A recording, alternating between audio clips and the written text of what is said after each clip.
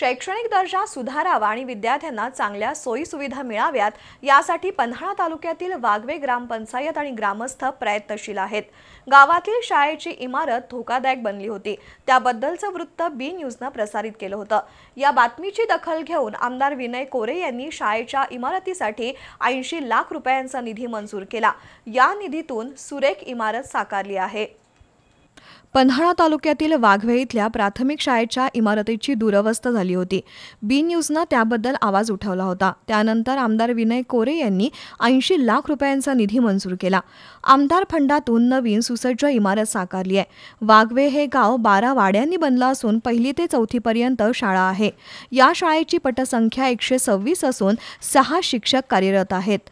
आमदार विनय कोरे यांच्या फंडातून प्रशस्त वरांड्यासह 4 खोल्या बांधून तयार झाल्यात।